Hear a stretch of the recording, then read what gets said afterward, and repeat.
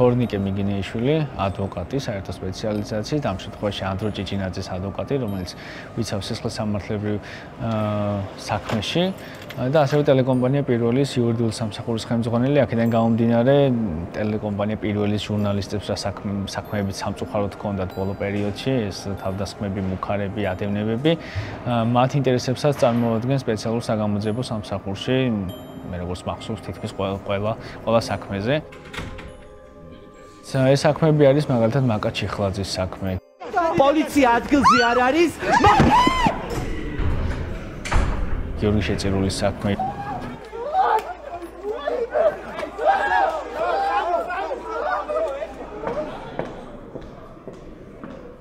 ნიკოლოზ კოკაია და მარიამ მაკასარაშვილი. მას აქვს ფიზიკური დაზიანებები მიყენებული თავის არეში. ეს არის ჩვენი ოპერატორი ნიკო კოკაია, რომელიც მოვლენების ეპიცენტრში იმყოფებოდა. გაფრინდაშვილის ამბავი შეგვიძლია გავიხსენოთ. მარიამ გაფრინდაშვილზე ის დააგდეს ზირც ჩიტაძის ქუჩაზე. მიანამ დივანი შეგვიძლია გავიხსენოთ. წყლის ჭაბლის მანქანა წამოვიდა ჩვენსკენ და იმ მთლიანად სახეში შემესხა. ოპერატორები არაერთი.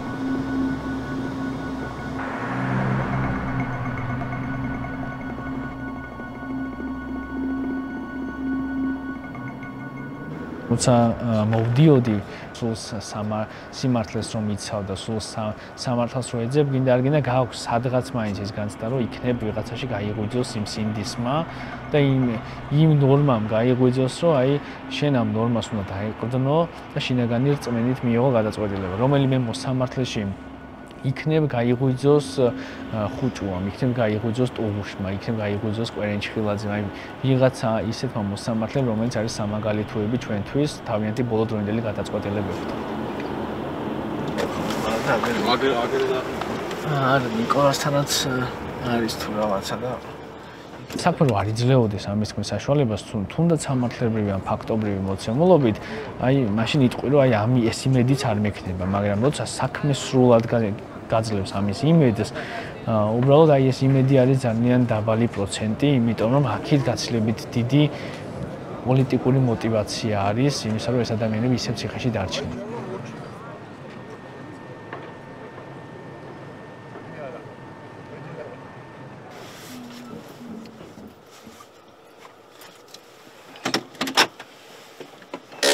გადავიდეთ, აბა მივიღოთ ერთ-ერთ ყველაზე დიდ სპექტაკლში სამწუხაროდ მონაწილეობა. სამწუხაროდ ამას წლების წინ დავეჯახე პირველად ტელევიზიიდან, როცა სარჩელები შემოგდიოდა ტელევიზიაში ყოველთვის ქართული ოცნების წარმომადგენლების. ანუ წლები გადიოდა ის, რომ ერთი ვინმე ფიზიკური პირი, რომელიც არასაჯარო პირია, ისეთი არ შემოდიოდა სარჩელით და ყოველთვის იცოდი უკვე, რომ პროცესზე რაც უნდა გაკეთებინა, მაინც გამარჯვებული მეორე მხარე გამოდიოდა და ეს აი თავიდან ძალიან რთული იყო ეს. მე ნელ-ნელა ხვდები, რომ შენ მაინც შენი ბრძოლის ველი გაქვს და შენ მაინც შენ უნდა გააკეთო.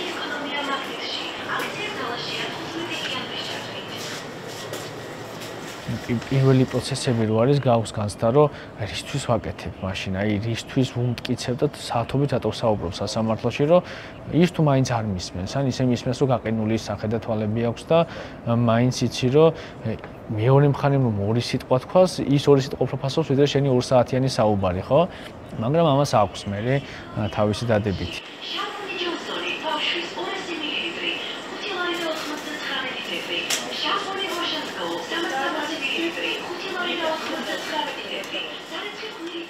წარმოიდგინეთ, მაშინ, როდესაც ადამიანი ზოგჯერ ვერც ახერხებდა, რომ პროცესი მისულიყო იმდენად ნაცემი იყო, ან ისეთ მდგომარეობაში მიდიოდა, რომ აი თვალები ჩალურჯებული ქონდა, ამბობდა, რომ სადღაც ვიღაცამ დამაკავა, მირტყეს, მცემეს, მუხლებზე დამაყენეს, შევარწყობები მომაყენეს და აი ამ პროცესიდან რომ ამ ადამიანის გაფრთხილებით გამოდიოდი გიხაროდა.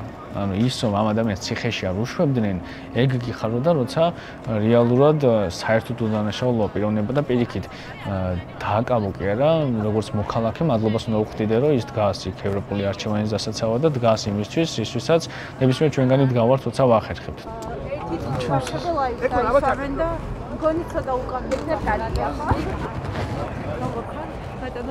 გაყინულია, რა ვიცი.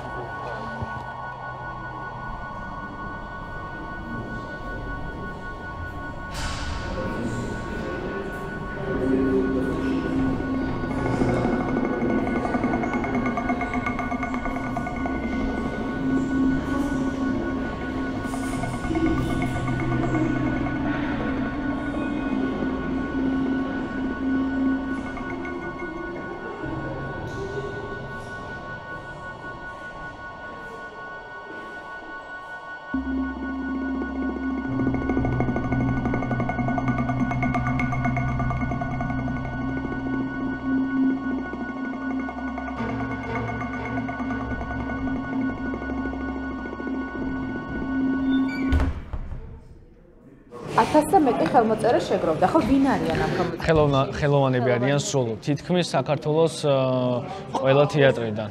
ყველა თეატრიდან, ხო? აი ვიხარით სადღაც. რეჟისორები, ხელოვანები. ედავებიან ჯგუფურ ძალადობას, ანდრო ჭეჭენაძეს და მასში მონაწილეობას. მაშინ, როდესაც ერთი თვის თავზეც ერთი მტკიცებულებაც არ არის წარმოდგენილი, არათუ ჯგუფური ძალადობის, არამედ ზოგადად ძალადობის ამსახველი ან ვიდეო ჩანაწერი, ან მოწმე, ან დაზარალებული არც ერთი მათგანი საქმეში არ დევს. ალბათო, იქით გადაგწევებიო და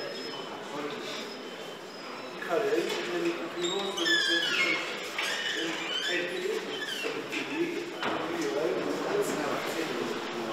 მთავარი კითხვა რაც იქნება თქვენს გაქვთ ეს კითხვა ჯგუფური ძალადობა და მაშინ მონაწილეობა რამდენად იქნება მტკიცებულებებით საქმეში რა დევს ამის დასამტკიცებელი ჩვენ ამას უტრირებული სახით არ ვამბობთ ხოლმე საქმეში არ დევს არც ერთი მტკიცებულება და თქვენ ამას მარტივად მიხვდებით იმითაც რომ პროკურორი თავის სიტყვაში დღესაც სავარაუდოდ ერთ ფრაზასაც არ ახსენებს ჯგუფურობასთან დაკავშირებით როგორ არიან ეს პიროვნებები დაკავშირებულები ერთმანეთთან მხოლოდ საუბრობს იმაზე რომ თვითონ დანაშაული არის ჯგუფური წინა პროცესის შვიდში მითხრა ვიღაცამ რომ მე მგონი არსებობს ვიდეო მტკიცებულება სადაც ანდრო უტყვის ჯოხს პოლიციას არა პროკურატურა რა მტკიცებულებასაც წარადგენს იმის საფასო მტკიცებულება უნდა წარადგინოს დაცვის მხარემ არანაირი მტკიცებულება ჯერჯერობით არ არის წარმოდგენილი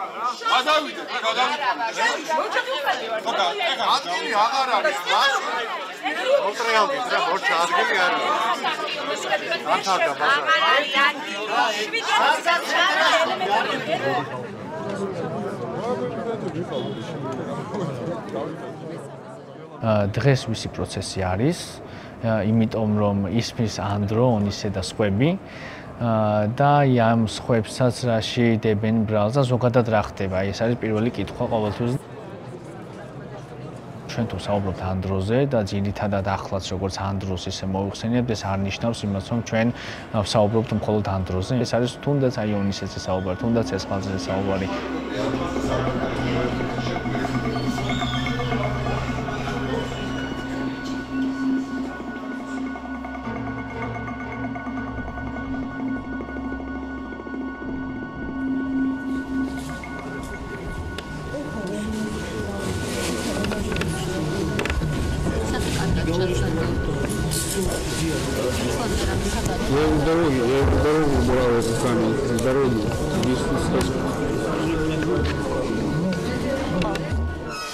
ეს ადამიანები რეალურად ისჯებიან სამშობლოს სიყვარულისთვის.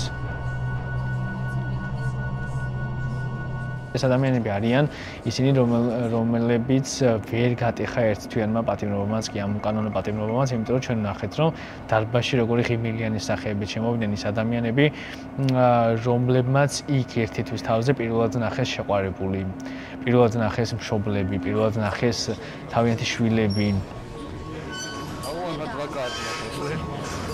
Вот мой адвокат. Вот стал адвокат. Я вижу его понедельника. А что, какое нам заседание понесли? Это что, 20-го должно быть? Да, на 5 марта.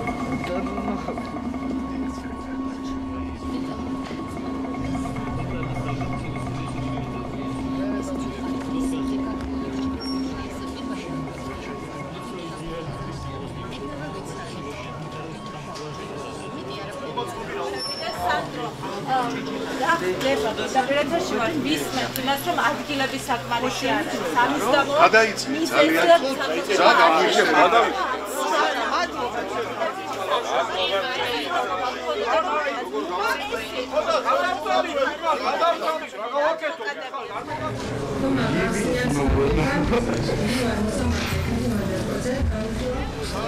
ტელევიზია გამიხსენე ერთი წუთი ეს ადგილი.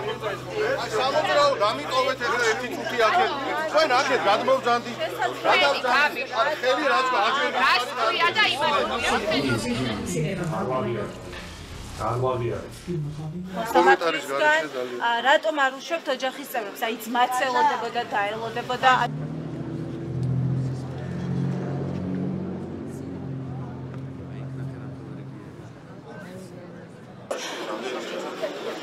დარბაზში სულ რამდენი ადგილია შეგიძლიათ გითხრათ? როგორც ამბობენ 30-მდე ადგილი არის. და მაშინ სულ დაკავშირებით დაახსნა თავის პოზიცია. Хотите зафиксировать вашу позицию, что сказать в Нет.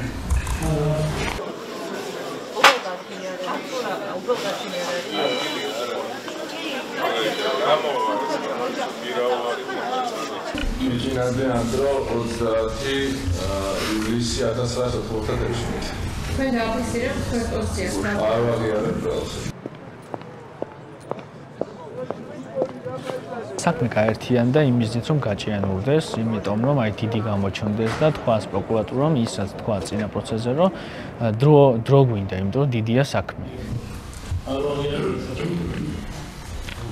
ვიღაცისთვის ახლა ვინც არ არის ჩახედული სისხლის სამართლის საქმეებში, ვინც არ არის ჩახედული პროცედურებში, პროკურატურა როცა გამოვა და იტყვის, რომ აი 10 ტომია საქმე.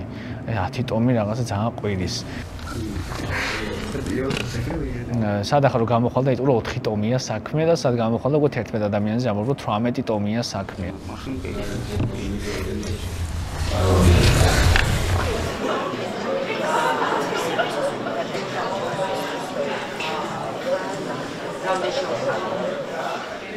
უბრალოდ როცა საქმეს აერთიანებ, წმინდა საქმეს რო თავი დაანებო, რომ აი შენამტკიცებულებები გექნება შიგნით და ასე შემდგომ, ჩვენ იქ ვნახეთ, სადაც მიკროფონი დგას, სადაც მოწმე გამოდის ხოლმე, ადვოკატი გამოდის ხოლმე.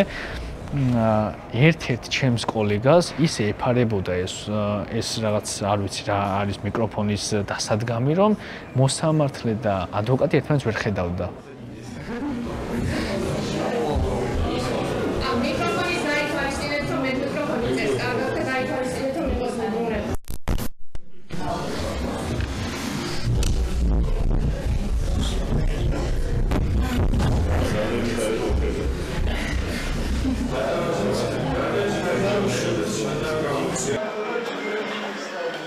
ვიდრე დავიწყებთ საუბარს იმაზე, თუ რა ხდება სასამართლოს ხდომათა დარბაზში, იქამდე გიყვით, თუ რა ხდებოდა პროცესის დაწყებამდე დღეს 11 ივლისს სასამართლო. წინ ვინც ვისხედით ეს პრივილეგირებულ ადგილას ვინც ვიყავით, რომ არ გვეთქვა, რომ იცით რა მოსამართლეები იქ კიდევ ადვოკატია, ის ადვოკატი არ ჩანდა. რა თქმა უნდა, ეს არ არის იმის გამო, რომ თქვათ მრავლად არიან ადვოკატები, მაგრამ ესეც არ არის ჩვენი ბრალი, ბრალდების მხარესაც ამაზე უნდა ეკითხა და მოგვიარებით სასამართლოს, როცა გააერთიანა აღნიშნული სისხლის სამართლის საქმე, მათ უნდა განეჭვიტა წინასწარ რომ ამ ხედა საქმის განერთიანება და ამდენი მრავალი ბრალდებულის ერთად წარმოდგენა შექმნიდა პრობლემებს და ამ პრობლემების გადასაჭრელად ბუნებრივია სასამართლოს უნდა ეწვას რასაც ხარჯი.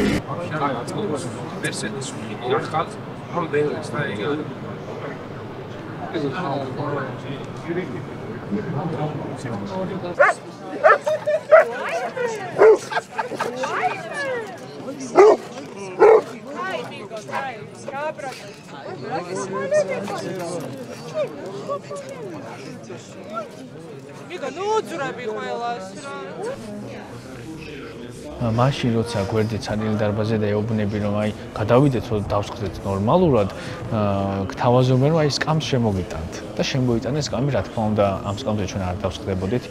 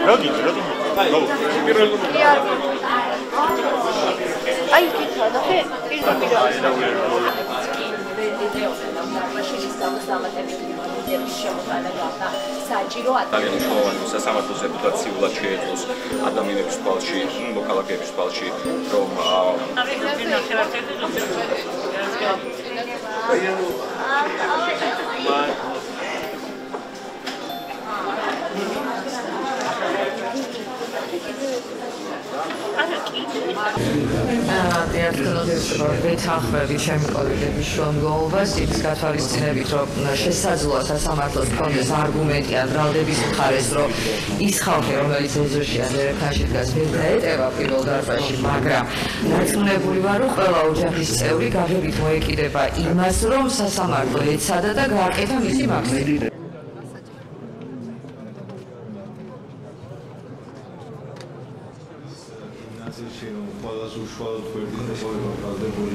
იმას თუ გავითვალისწინებთ პირველ დარბაზის მოცემულობას ალბათ ესე ვერ იქნება უზრუნველყოფილი ვერსი, თუმცა სასამართლომ გადაწყვიტოს მის შეფასებით რამდენად არის ტექნიკურად შესაძლებელი.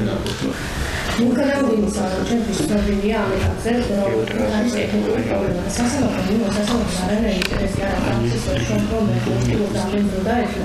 და არანაირი ინტერესი არ აქვს შეესწავლოს რაიმენაირი უნდა რამდენიმე ადამიანი მეტი დაიწყეს და მოისმინეს პროცესი. აქ არის ეს დაკავშირებული ტექნიკური საფრთხეებასთან დაკავშირებით და დარბაზის ტექნიკური გამოხმობასთან დაკავშირებით. არ გამოწვევს შასი არ არის. ხოლმე დაგვიზუსტოთ ტექნიკურად რატომ არის ანუ მიკროფონი არ იწევს, კამერა არ არის, აი ეგრე დაგვიზუსტოთ თუ შეიძლება თუ არ იქნება შესვლა პროცესი. როგორც მოვიცნიერეთ ადვოკატების მთავარი მოთხოვნა არის დარბაზის შეცვლა, მოსამართლე რამდენიმე წუთში სავარაუდოდ მათ შუამდგომლობებზე პასუხს გასცემს. გამიხდება, ვინ იხარით რა. და თუ ჩავიდეს.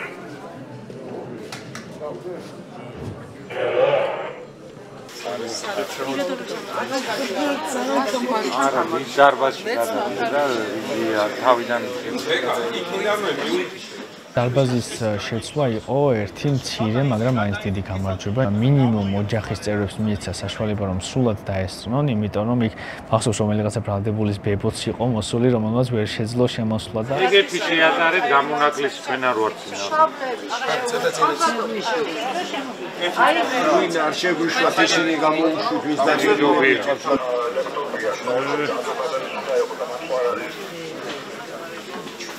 მაინტერესებს ვინმე დიდი დარბაზი რომ გადავიდეთ ისიც აქ არის ვერ შეყვედი ჯერ კაცო შედი ის მაინც გავაკეთეთ დაცვის მხარემ რომ ეს ადამიანები შემოვიყვანეთ და მოსამართლეს არ უნდოდა მაგრამ ის მაინც დავანახეთ რომ აი ხალხი რა რაოდენობის არის აქ და შენ როცა გარეთ გახვალ გადაწყვეტილების მიღების შემდგომ იქაც რა რაოდენობის ხალხი დაგხვდება, იმიტომ რომ ფიზიკურად ვერ დაეტევა ხა ყველა ადამიანი. არა, გასაგებია, მაგრამ რაღაც მეგობრებმა ის რა შევიდა. ეს არის მაქსიმუმი. აქ კი არა, ამიან პროფესიაში კი არა, დაბაზია ის. ასერ მასწავლებელი ყოველდღე. გამოხდი და გამოხდი. დიჩი რო გადაიტანოს მარკო. განსო შევდი. სონს რა.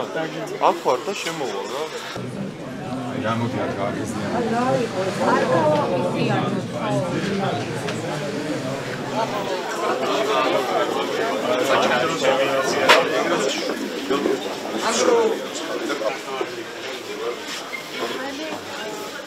თქვენ წინ გიდეთ თქვენი განჩინება და წინ გიდეთ შამგულობა წინა სასამართლო ვადის გაგრძელების თაობაზე. Copy paste-ით არის გადატანილი ბატონო მოსამართლე, რომელიც ჩემთვის ძალიან უხერხულია, იმიტომ რომ ხალხს რომელსაც ბრალიერდება განსაკუთრებით დანაშაულის ჩადენაში და კიდევ ვადას აგრძელებენ და გამოდის რომ 16-იანვრამდე იყო 35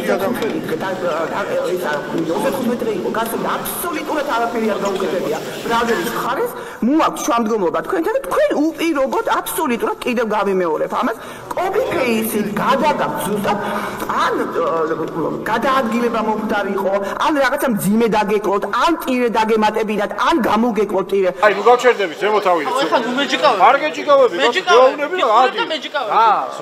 სადაინახე ჯიკავები. ის რეალობა, როგორც ჩემმა კოლეგებმა უკვე გააჟღერეს, გულისხმობს ესე ვთქვათ, ბრალდების მხარის მიერ წარმოდგენილ აღწერილობას, რაში იქნა გამოყენებული, რამდენად რაციონალურად თუ არარაციონალურად ეს შეფასების საგანია და რა თქმა უნდა, მეორე მითედისგან უფრო ვიხრებით ჩვენ როგორც დაცვის მხარე, მაგრამ ნახეთ, ის არის ფაქტობრივად აღწერილობა, რაში გახარჯა ბრალდების მხარემ არსებული დრო, რომელიც იგივე ადამიანის უფლებათა ევროპული სტანდარტით და ასევე საპროცესო კანონმდებლობით უნდა ექვემდებარებოდეს რაციონალურ და ობიექტურ აღქმას და დასაბუთებას.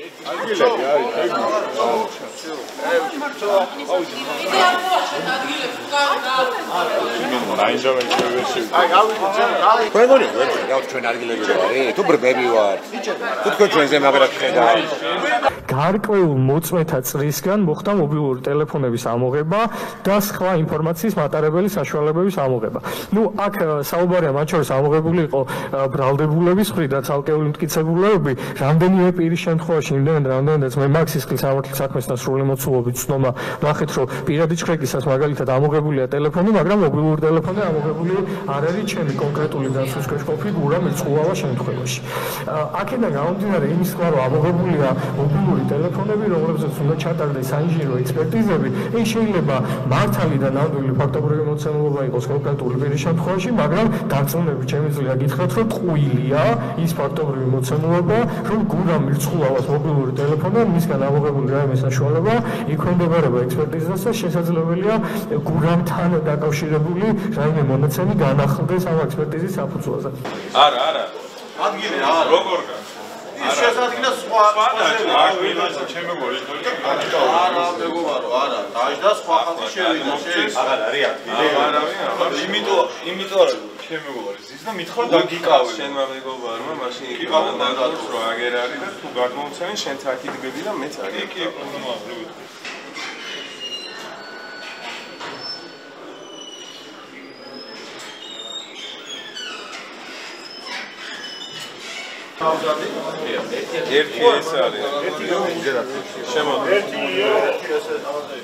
მუხლი რაც შეეხება სხვადასხვა ატომღაც არ ვიცი, ვიღაცებს მაინც არ აქვთ ინფორმაცია ამის შესახებ. ეს არის 225 მუხლის მეორე ნაწილი. რაც აი ასე მუხლობრივად თქმით, არ არის ისეთი მძიმე და მყვირალა მუხლი, მაგრამ აბა ჩავშალოთ შინაარსზე, ანუ ჯგუფური ძალადობის ორგანიზება და მაშინ მონაწილეობა ეს არის უმძიმესი დანაშაული, რომელიც მონაწილეობა ითვალისწინებს ამ შემთხვევაში აქვს ან დროს წაყენებული 4-დან 6 წლამდე თავისუფლების აღკვეთას და თვითონ ორგანიზება 6-დან 9 წლამდე, ანუ უმძიმესი დანაშაულია, რომელსაც სჭირდება უტყუარი და ისეთი მტკიცებულებების ერთობლიობა, რომ აი მართლა ქვას უნდა ხეთქავდეს. საერთო კოლექტიური პრინციპით ხდება მიდგომა ყველა ბრალდებულის მიმართ და ერთი ან ორი წინადადება არის ხოლმე ხშირ შემთხვევაში განსხვავება, რაც თითქოს აღწერს, მაგრამ ამავდროულად არ აღწერს კონკრეტულ ქმედებას თუ ზოგადად ბრალდების ხარის პოზიციით რას ასრულებდა ესა თუ ის ბრალდებული. არა, ჩვენ ვაყავთ ოჯახიდან მარტო ერთია. გასაგებია, მაგრამ შენ უნდა როგორღაც მოგეცადა და სწრაფად ჩასული. თქვენ ხართ. არის თქვა და ეს ზონა უნდა შევწყვეტ. ეცუთი? აი, მალე ქუთუკი ამეჭი წავიდა, ხოდა? ერთი წავ, გაჩვენდა კურმა ხოლმე. გამოვიდა და გამოვიდა. აი, წავიდა, კიდე. აი, მოდი გამოვიდა.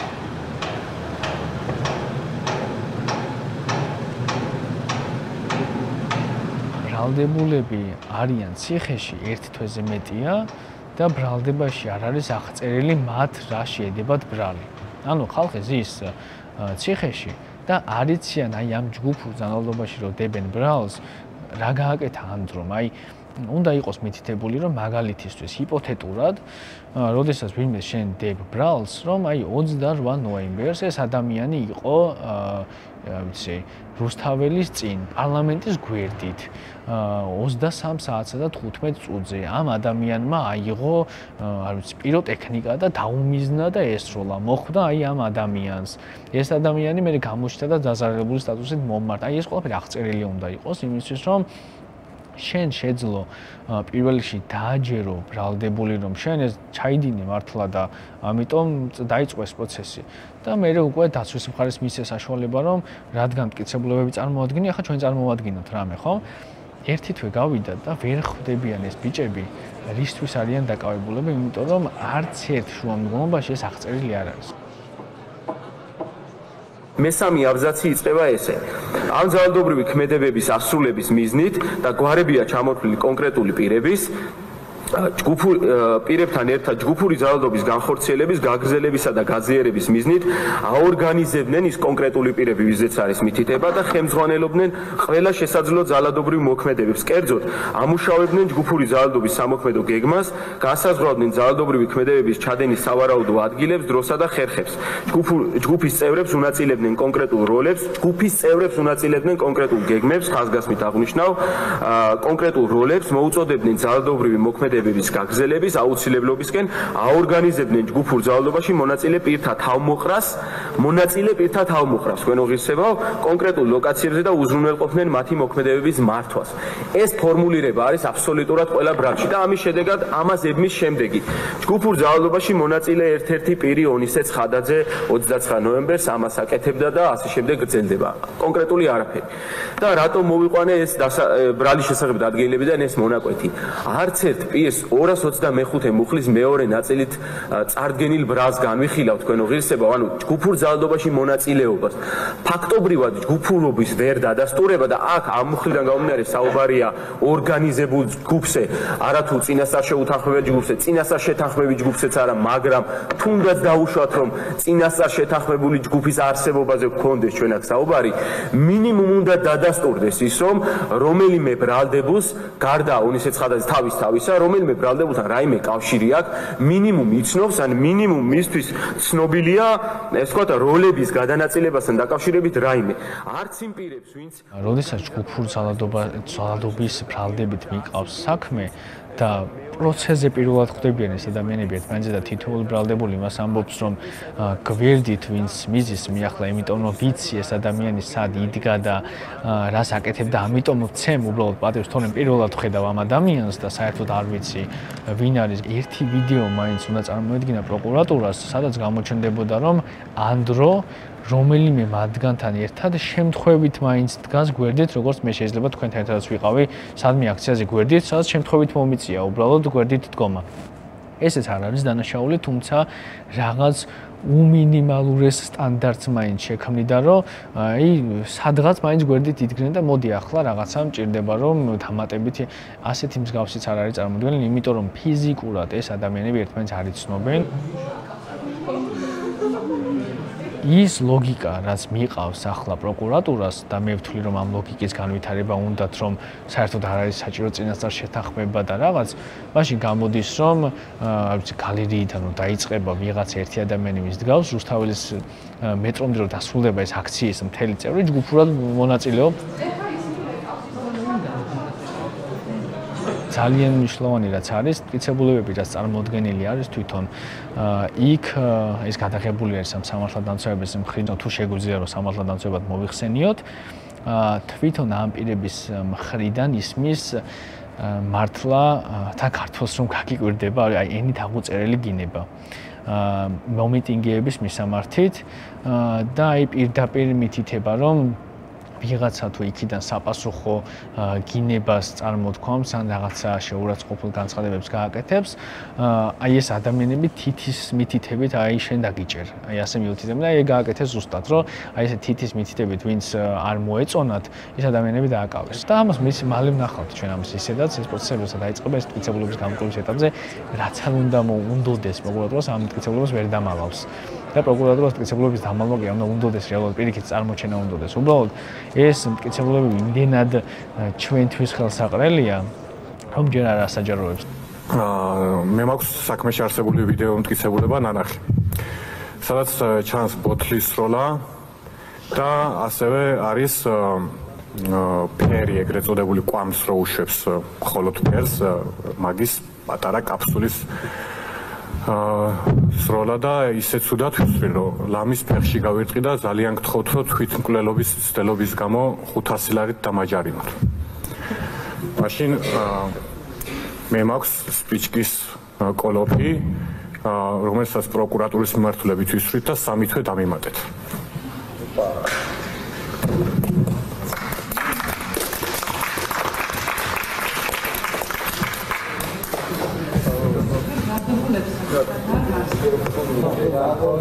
კარგი, ხმარდება მაშინ 10 წუთი. რამდენიმე წუთი, დაახლოებით 10 წუთი შესაძლოა.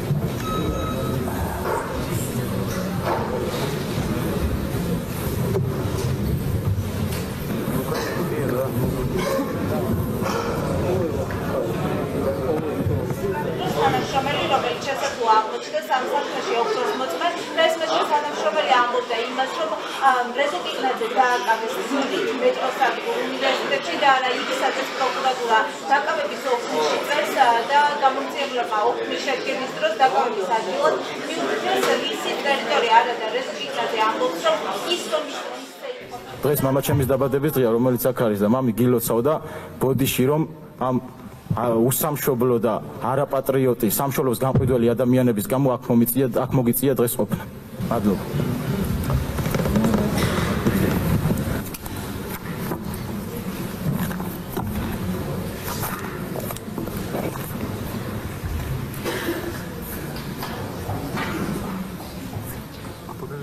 რომ მოსამართლე ბრალდებულებს ამ შემთხვევაში არა მარტო რევაზ კიკნაძეს დანარჩენ ბრალდებულებსაც ბრალიედებად სწორედ პოლიციელთა მიმართ გარკვეულ ანუ ბრალდებულს მათ შორის და სხვა ბრალდებულებს ბრალიედებად სწორედ პოლიციელთა მიმართ წინააღმდეგობის გაწევაზეც ანუ როდესაც ხორციელდებოდა საქართველოს პარლამენტის მიმდებარე ტერიტორიაზე ძალადობრივი მოქმედებები, ბრალდებულებმა სწორედ პოლიციელთა მიმართ განახორციელეს გარკვეული წინააღმდეგობა, ისროლეს სხვადასხვა საგნები, მათ შორის ქვები და ამით მიიღეს მონაწილეობა ჯგუფურ ძალადობრივ მოქმედებებში. ამდენად ამ კითხვაზე პასუხი გაცემულია თავის ბრალდების დადგენილებიდანაც.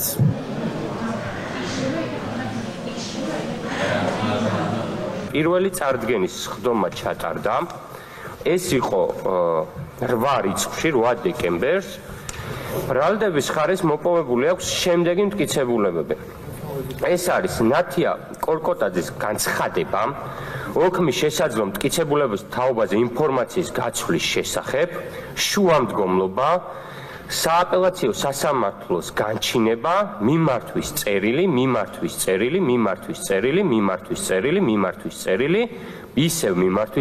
ისევ მიმართვის წერილი, მომართეს ახლა მომართვის წერილი, დადგენილება საქმის გაერთიანების შესახებ, ადვოკატ ელგუჯა ოსაჯანიშვილთან განცხადება და ოქმი მტკიცებულების გაცვლის შესახებ. მაინტერესებს რევაზ კიკნაძე და სხვა დანარჩენი 10 პიროვნება. ერთი თვის განმავლობაში პატიმრობაში რატომ იმყოფებოდა, როდესაც თქვენ ასაბუთებდით, რომ მტკიცებულებები გქონდათ მოსაპოვებელი, აი ეს მტკიცებულებები გაქვთ დღეის მდგომარეობით მოპოვებული და მაინტერესებს რომელი მიმართვის წერილის გაგზავნაში შეგიშლიდათ რევაზ კიკნაძე და სხვა პირები ხელს და ამიტომ იყო მათი პატიმრობა საჭირო.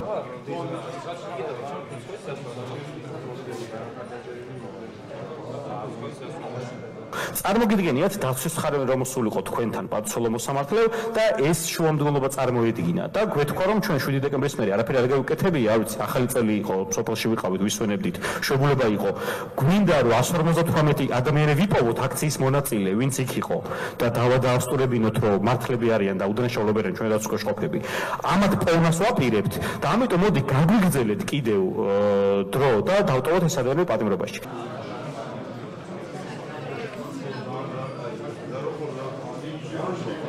158 ადამიანს რო დაუბრუნდეთ, 9 ტომს ვიცნობ და ვერ ვხედავ კონკრეტულ სახელს და გვარს და საქმეში შემხებლობას ამ პიროვნებების. მე შემილია ჰიპოთეტურად ვთქვა, რომ 300 კაცი მყავს გამოსაკითხი, მაგრამ რეალურად საქმეში არ არის წარმოდგენილი ის გარემოება, რომ ამ 158 კაცს ამ საქმესთან რაიმე შემხებლობა აქვს და ბატონო მოსამართლე, თქვენ რომ პატიმრობაში დატოვებთ და ვიცი რომ დატოვებთ, ამის შემდეგ ამ ხალხმა რომ არ გამოკითხოს ეს ხალხი, იმიტომ რომ აღარ ჩათვალოს საჭიროდ ჰიპოთეტური ხალხის გამოკითხვა, ამ ადამიანების პატიმრობას როგორ გასცემთ პასუხს?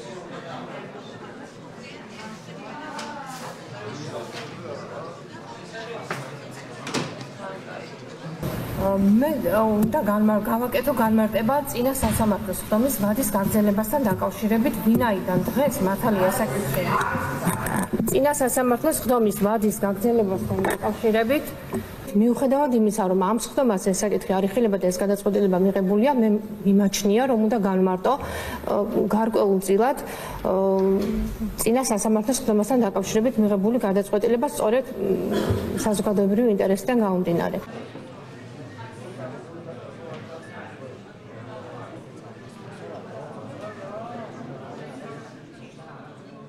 თავიდან აი 2-3 წუთი ვადროვეთ რა სიტყვა და მოსამართლე, იმიტომ რომ ჩვენთვისაც ისევე როგორც საზოგადოებისთვის იქ ვინც ესწრებოდა, უცებ ვერ მიხვდით რა პროცესში ვიყავით. ბრალდების მხარეს, ანუ გამოძიების ვადა მაქსიმუმ 60 დღე შეიძლება მიეცეს და თუ 60 დღის ვადაში მხარე ვერ მოასწრებს კონკრეტული მტკიცებულებების მოპოვებას, მას შეუძლია მიმართოს სასამართლოს ამ კონკრეტულ საქმეზე ვადის გაგრძელებასთან დაკავშირებით და ასეთი ძალიან კარგად იცით თითოეულმა ადვოკატმა. ძალიან ხშირად ხდება. მოსამართლემ დაიწყო ვადის გადაგრძელების ახსნა. ამ კონკრეტულ საქმეში მე არ ვიცი რატომ არ მოითხოვა ბრალდებამ 60 დღიანი ვადა, 60 დღიანი ვადაც არ ქონდა, 35 დღე თავად დაცვამობ დაახლოებით, ნუ თუ სასამართლოში მიმართვის 5 დღიანი ვადასაც მეუბნებოდ, დაახლოებით 39 დღიან ვადაზეა საუბარი. როდესაც ამ მოცემულობაში, როდესაც ბრალდების მხარეს არ ქონდა 60 დღიანი ვადაც კი, რომც ქონოდა კანონი ითვალისწინებს გაგრძელებას და არაერთხელ გაგრძელებულა. როდესაც ამგვარი მოცემულობა იყო სასამართლოში წარმოდგენილი, როდესაც სავარაუდო მე არ ვეხები ხა თითოეული ბრალდებულის ბრალდებულობას ამ შემთხვევაში. როდესაც სავარაუდო ეს საქმე დანაშაული მიმდინარეობდა, გამოძიება მიმდინარეობდა მოქალაქეთა ნაწილის მხრიდან იმგვარ ჯგუფურ ძალადობაში მონაწილეობაზე, რომელსაც თან ახლავს, ნუ საქმის მასალების მიხედვით ვიმეორებ, ეხლა არც ერთი ბრალდებულის ბრალდებულობას არ ვადასტურებ. ანუ განმარტავ საზოგადოებისთვის რატომ გაგრძელდა ვადა. რეალურად ეს იყო პროკურატურის პოზიცია და რეალურად ამბობდა მოსამართლე რომ აი იმიტომ გამახანგძლივე რომ პროკურატურას ეს აქვს ჩასატარებელი, იმიტომ გამახანგძლივე რომ პროკურატურამ ეს უნდა გააკეთოს. ანუ პროკურატურამ რა უნდა აკეთოს და რაც უნდა გააკეთოს იმას წარმოუდგენდა და რეალურად გამოხატავდა პოზიციას. ყველა პირთან მიმართებით არის კონკრეტულად რომ სამართალდამცავი ორგანოების მიმართ ისროდა და კონკრეტულ ნივთებზე და ყველა პირთან მიმართებით ჰაბიტოსკოპიურ დასკვნა. ანუ ვიმეორებ არანაირად მტკიცებულების საფუძველს მე არ ვეხები და არც ბრალდებულების ბრალეულობას განმარტავს დაცვა 1 წუთით დაცვის ძალიან ვრცელ საუბარზე რატომ გააგრძელა სასამართლომ ვადა. რევაზ კიკნაძის მიმართ მაგალითად სხვა რაღაცები წერია ბატონო მოსამართლე და ვერ დაგეთანხმებით რომ ეს 1 წუთით. 1 წუთით. და ეს რა ფორმატია საერთოდ? დავსვით კითხვა რომ რაღაც არასწორად ხარ გავიგე. პირადად დავსვით კითხვა რომ აი რას აკეთებთ? ახლა თქვენ ბატონო მოსამართლე რა ქვია იმას, რასაც თქვენ ახლა აკეთებთ და მოსამართლისგან მივიღე პასუხი რომ ეს იყო განმარტება იმის, რაზეც 5 და 6 საათი ვსაუბრობდით დაცვის მხარე. მომართეთ რომ თქვენ ამ პროცესზე გვეტყვითო რაღაც გარკვეულ საკითხებს, ან თქვენს განჩინებაში ასახავთ. ახლა მე ვერ ხვდები თუ ეს არ არის ამ პროცესზე სასაუბრო, მაშინ რატომ საუბრობთ? თქვენ გისმენთ ძალიან მარტივ რამეს კითხულობ. მე მაინტერესებს ესეთი რამე, რა ეტაპზე ვარ? მე ვარ დამცველი, უფლებადამცველი, მე მაქვს გარანტირებული უფლება საპროცესო კანონმდებლობით. მე უნდა ვიცოდე, სად ვიმყოფები, როგორც მხარე, რომ შეძლო ჩემი უფლების სარგებლობა. ჩემო კოლეგამაც ძალიან სწორი აქცენტი გააკეთა ბატონმა ომარმა რომ კითხა მოსამართლეს აი ყველაფერს თავი დავანებოთო თუ შეგიძლიათ გითხრათ რა პროცედურულ ნაწილში ვიმყოფებით ახლა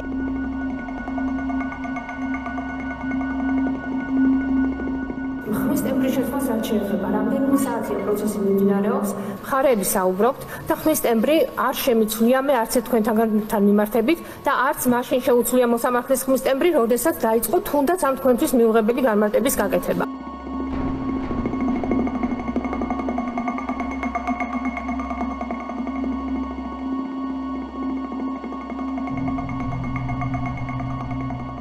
ძალიან უცნაური პროცესია და ვერტები რაღაცა ცოტა ეს გამახსენდა ჯოზეფ კარი ეგეთი პერსონაჟი კაფკასი რომელიც სასამართლო პროცესია და არ იცის რა ხდება მის თავს.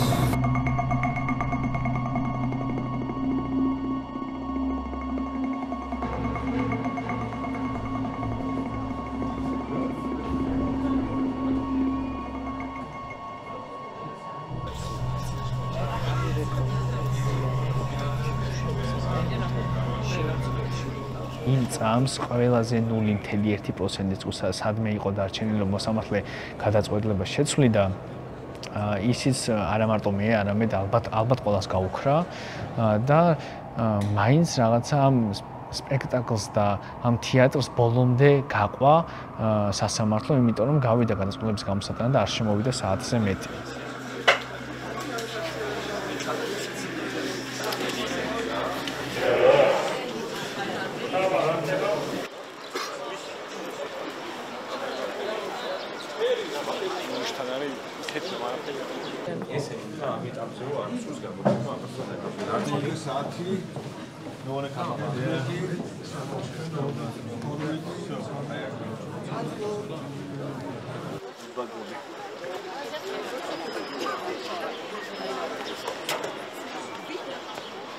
მაგრამ მაგაზე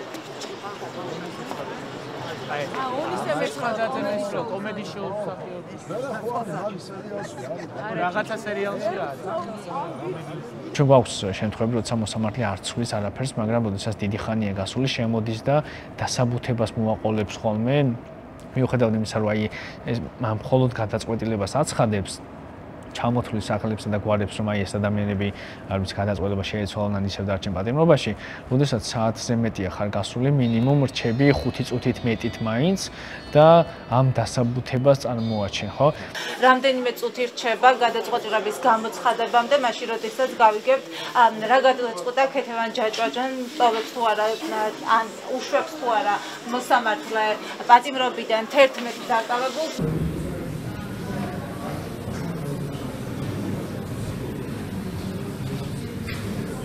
გამთავი და შესაძლებელი.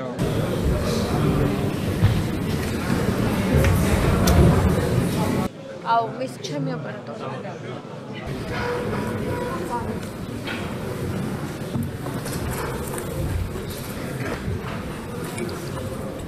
შემოვიდა მოსამართლე და 1 წუთში გავიდა, იმიტომ რომ რა დროც დასჭირდა იმ 11 პიროვნების სახელი და გვარის ჩამოთვლას და იმის თქმას, რომ ეს გადაწყვეტილება ძალაში დარჩებოდა, სულ ეს იყო. გამოგიცხადებთ გადაწყვეტილების სარეზოლუციო ნაწილს. გამოგიცხადებთ გადაწყვეტილების სარეზოლუციო ნაწილს. მოცემულ სისხლის სამართლის საქმეზე 2024 წლის 7 დეკემბრის განჩინებით ჯანუ არჩაიას, რუსლან სივაკოვის, ლუკა ჯაბუას, ანდრო ჭიჭინაძის, გურამ მირცხულავასა და ონისე ცხადაძის მიმართ და 2024 წლის 8 დეკემბრის განჩინებით რევას კიკნაძეს, ვალერი თეთრაშვილის, გიორგი ტერიშვილის, ირაკლი ქერაშვილის და სერგეი კუხარჩუკის მიმართ გამოყენებული აღკვეთის ღონისძიება პატიმრობა დარჩეს უცვლელი. განჩინება გადაეცეთ საქართველოს სისხლის სამართლის საპროცესო კოდექსის 206 მუხლის მეშვიდე ნაწილის გათვალისწინებულ პირებს და ორგანოებს. განჩინება შეიძლება გასაჩივრდეს მისი გამოტანიდან 48 საათის განმავლობაში თბილისის საოპერაციო სასამართლოში საგამოძიებო სასამართლოს მეშვეობით. ვინაიდან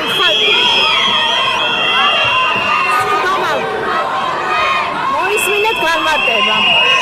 სხდომა დასრულებულია, კარგად ჩანდებოდეთ. რას წერებია? ყველას. ხო.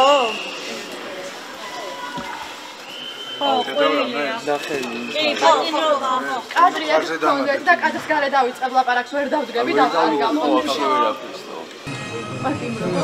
პატიმრობა ყველა.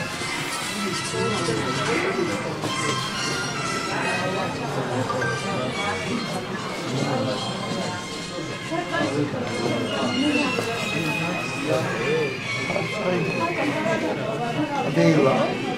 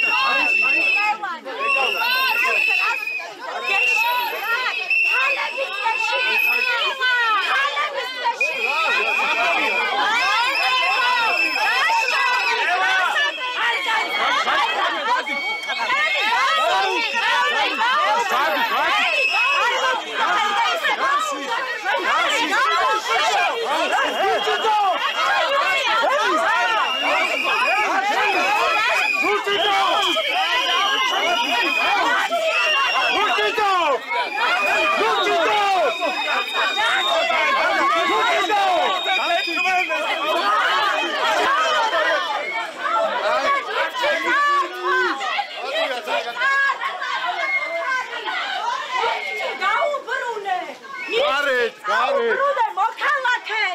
გარეთ. ერთი დაუბრუნე მოქალაქეს. გარეთ. ერთი დაუბრუნე. ერთი. ახალი და გვარი შემოწმის. მოქალაქეს სამართალია.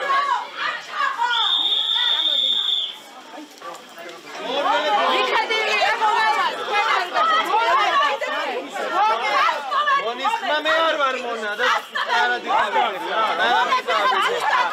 Mone. Protesti maitsaikane. Nu gatsqna. Ამდენი უდანაშაულო და გამოციხდა და დავწყნა. არ მჭირდება შენი გაწყნა.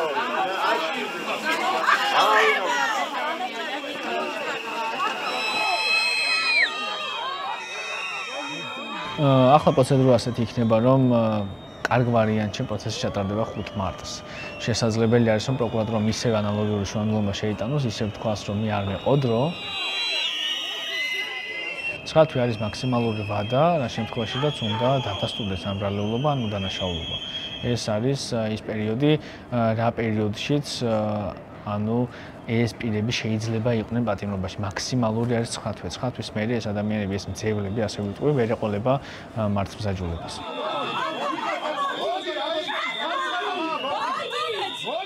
და სამსები შესაძლებელია, რომ პირველი პროცესი იყოს 9 თვის მერე, ანუ 9 თვის ბოლოსკენ იყოს. თუმცა, რა თქმა უნდა, პროცედურულად ის ნაწილი, რაც ჩვენ გავიარეთ, ეს ყველა ჯერზე მოგვიწევს, რომ ყველა იმის პროცესის გადადებისას ეს გადაისინჯოს, ეს გადაწყვეტილება და 2 თვის თავზე ყოველთვის განიხილებოდეს, ისევ უნდა დარჩნენ თუ არა ეს პირები.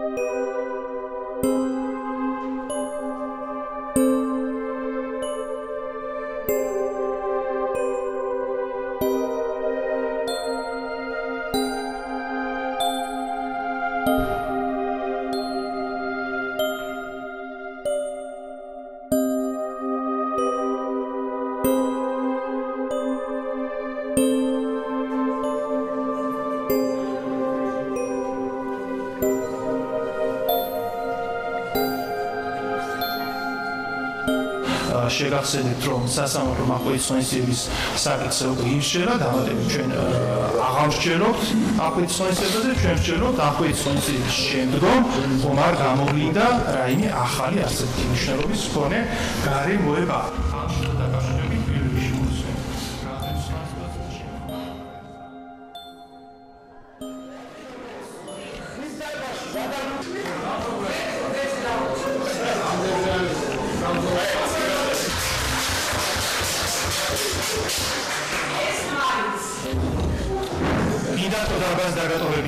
ჩვენი ჯანმრთელობა არ გაინტერესება. ჩვენ ადვოკატებს აინტერესებდა ჯანმრთელობა, რომ აინტერესებს, იმიტომ მოგეცეთ შესაძლებელი როგორც ადვოკატებს ეროვნულ ისე როცა გეკნებათ მაგისტრატს მე დამოძახეთ მაშინ.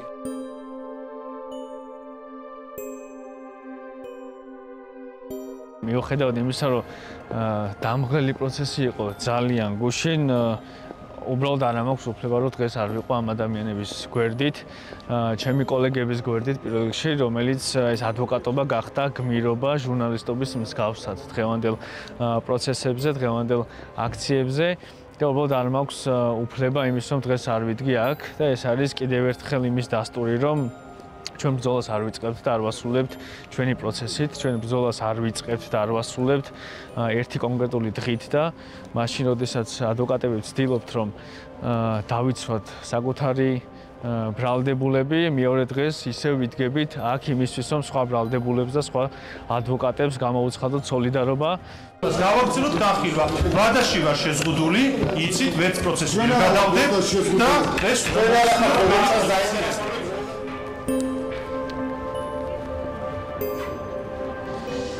აი ხა მეც ლაბარაკი მიჩის, იმიტომ რომ ჟანგბადი არ აქვს უნივერსიტეტო და შესაბამისად ვეცახვევი ჩემი კოლეგების და ჩემი დაცვის ყოფილი პირის მოწოდებას და შესაბამისად ჩვენ ვტოვებთ აღნიშნულ პროცესს თქვენ ღირსებთ.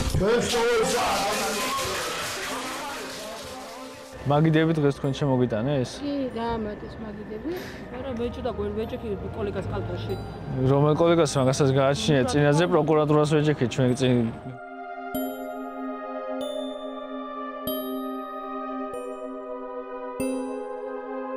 ალბათ ამ ადამიანებს დღეს მაინც აქვთ სადღაც იმედი, რომ თუნდაც აი ამ მოსამართლემ შეიძლება ნავსი გატეხოს, თუნდაც იმ შეგრძნებით, რომ აი მე არ ვარ ეგეთი მოსამართლე, აი ჩემი გადაწყვეტილება, აი თუნდაც ამის გამო რომ მიიღოს, თუმცა ჩემი განცდა ეგეთი არის, რომ აი თითქმის წარმოუდგენელია, რომ სასამართლომ დღეს განსხვავებული გადაწყვეტილება მიიღოს, ვიდრე ეს მიიღო გუშინ, ეს არა იმიტომ, რომ სამართლებრივად ან ფაქტობრივად ამის საფუძველი არ აქვს, არამედ იმიტომ, რომ სადღაც ტელეფონში შეიძლება იყოს მიღებული შეტყობინება, რომ გადაწყვეტილება ასეთი უნდა დატოვო.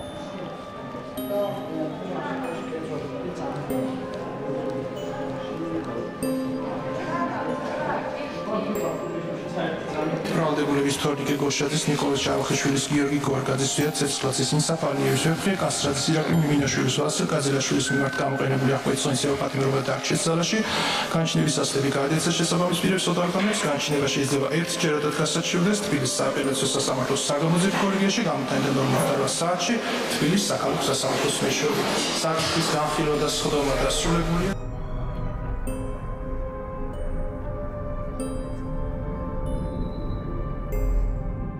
24 წლის 22 ნოემბერს გამოყენებული აღკვეთილ ღონისძიება პატიმრობა დარჩეს უცვლელი.